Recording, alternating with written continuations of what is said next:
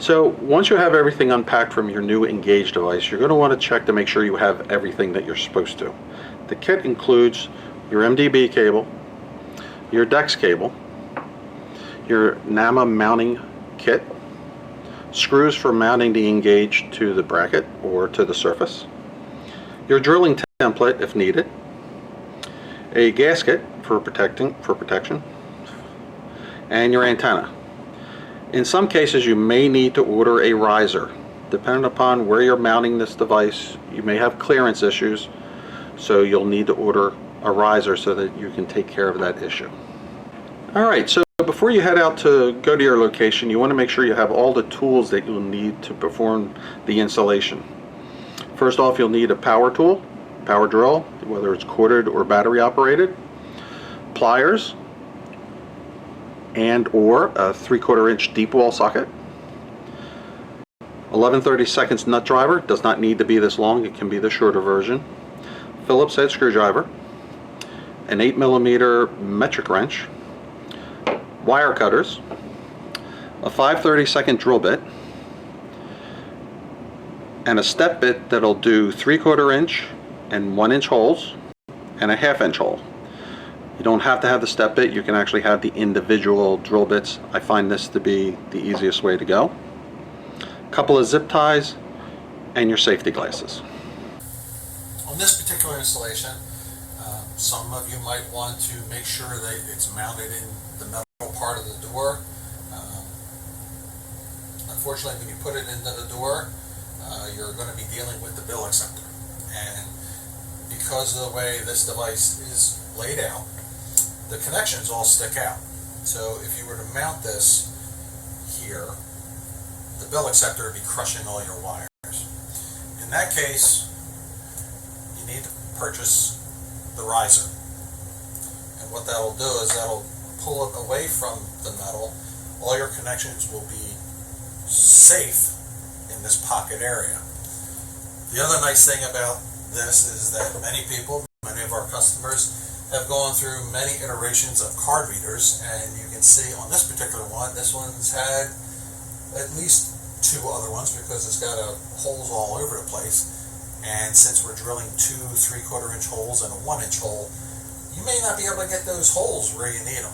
And in Lexan, that's one thing, but if you use the riser, that eliminates it. I won't need to drill the big holes because I'll be able to run all the cables through these holes, and I have all this open space in here to have the wires protected.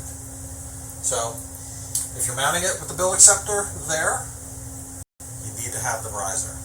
If you've got a lot of excess holes in your machine, you may want to think about getting this just to make it easier on your install. So in this case, we have a whole bunch of holes. So I have our drilling template. I'm not going to worry about the large holes because I know I'll be able to bring my cables through here. So the only holes I'm really worried about are the 4 mounting screw holes.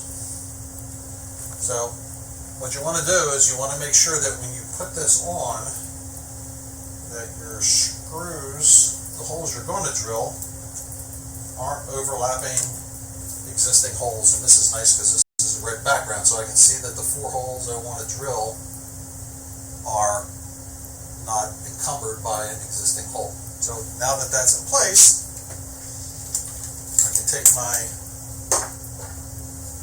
5/32 drill bit. Again, I'm just going to make a mark where the holes belong. And then come back through.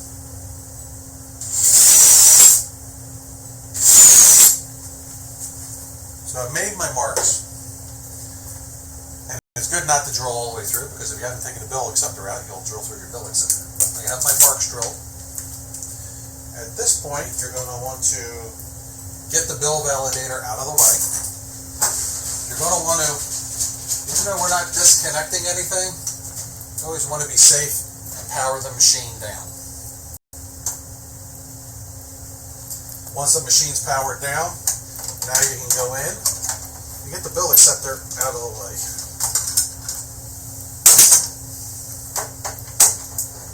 The nuts that hold the bill acceptor in are the standard 11/32.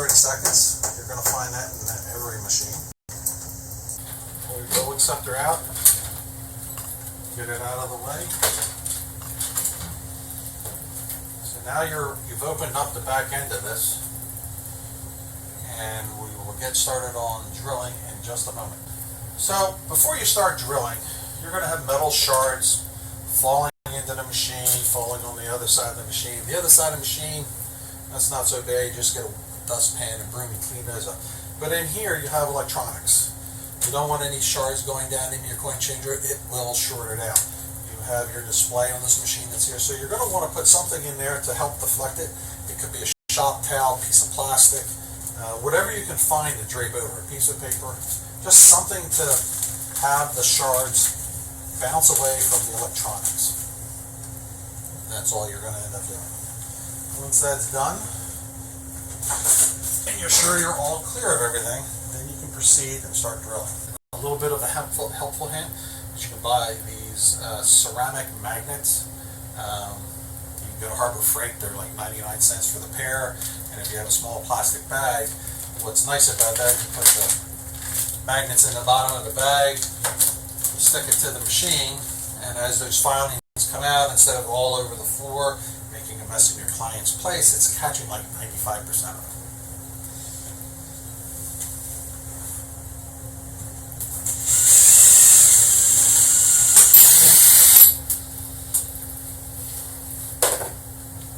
Alright, got the 4 holes drilled. Again, we're not drilling the larger ones because we'll be able to run our cables through the existing holes. You can see that the magnet itself did a really nice job getting it. Plus, if you want to do a quick sweep of the floor, it'll grab whatever it didn't grab. It actually looks like it did a very good job. You just stick your hand in the bag, turn the bag inside out, pull your magnets away, and you got all your shards in here.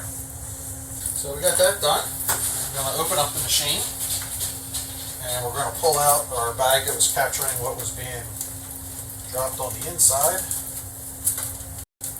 And yep, we got some shards in there, so that was very good. Now, we're going to get our connections, which we already went through earlier in this discussion. We're going to pull these out.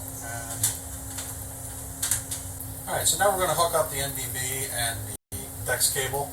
Early in the video I explained how to determine where to plug in your MDB, so I'm not going to go through that again. I'm just going to plug these things in so that we're ready.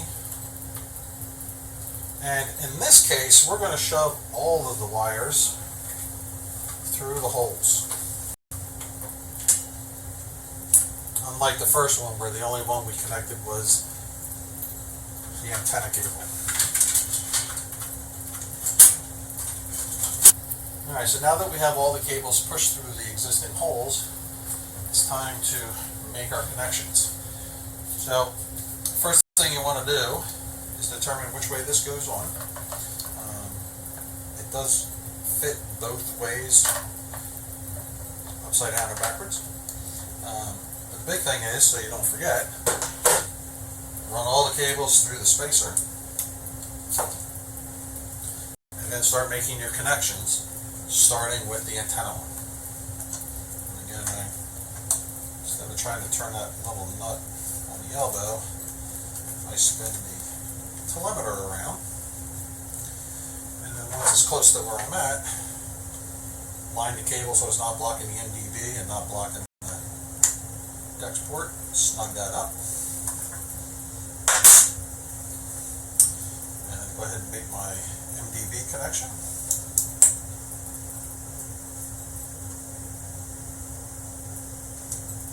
DEX connection.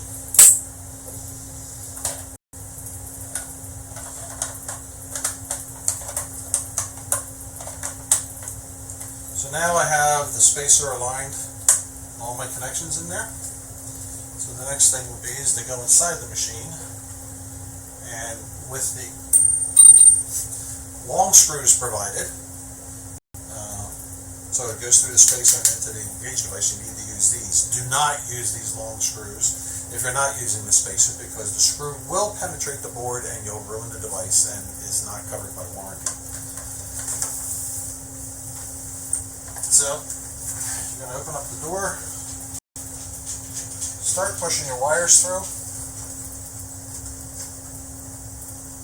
And the one thing I like to do is try to get two started. And what I'll do is I'll pick two diagonal holes.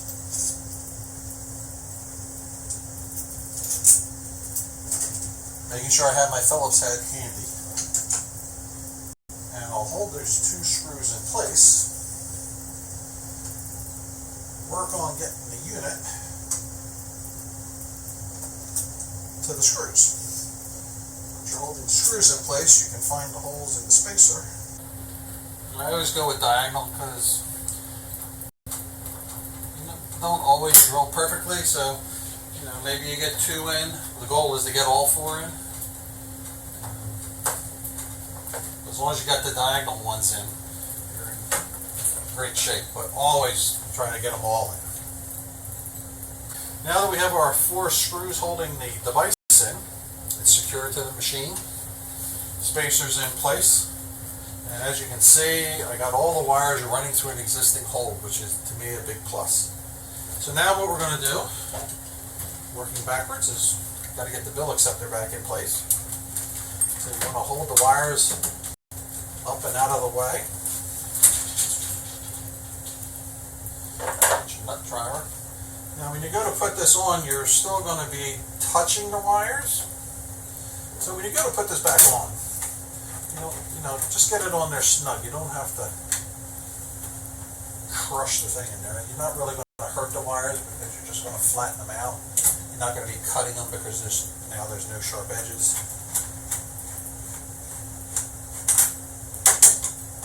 Now the bill acceptor's in,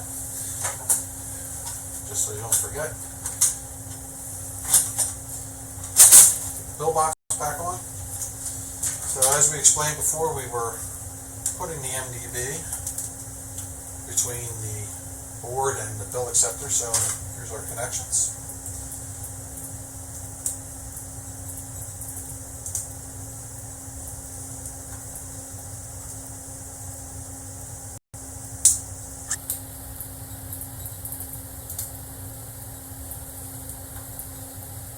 And once you've made your connections, now you can power the machine back on. Since this one has already been installed, we know it works, we know the DEX works, so I'm not going to go through that same process again, because it'd be the same thing as when we had it mounted here. So that's how you mount an engaged device in front of a bill acceptor, or anything where you have a hindrance behind it. Certain older AP machines would be an issue. Or using a spacer where you have already so many existing holes in there, drilling more large holes would be a problem. Do this installation the same way as you would have done down here. And that completes it. Thank you for watching.